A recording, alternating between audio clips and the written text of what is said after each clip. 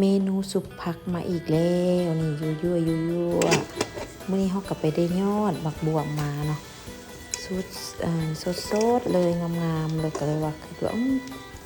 สุปคือสิแซ่บจัดไปเนาะมื้อนี้เฮาก็ยังได้ผักก้านจองมาเด้ผักชีของเทศเลยนะ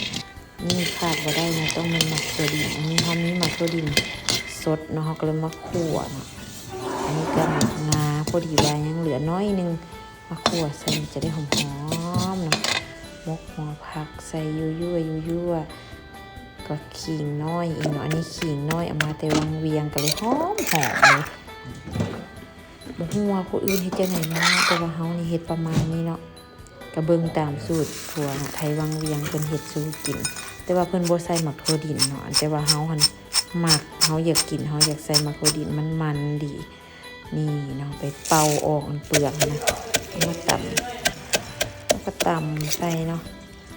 ใส่หมักถั่วดินแล้วก็มาตำหมักงาเนาะนี่หมักงาเฮาก็คั่วพอมันเนาะยังบ่ได้ไหม้ได้นี่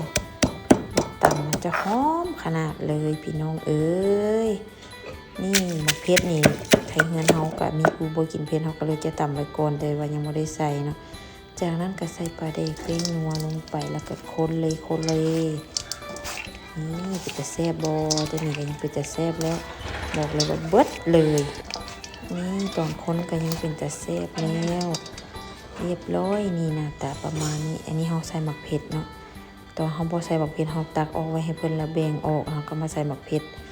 เป็นสีสันก็จะน่าแซ่บขึ้นกว่าเก่าไปซิมไปเฮ็ดกินเบิ่งเด้อจะคือกันบ่เนาะ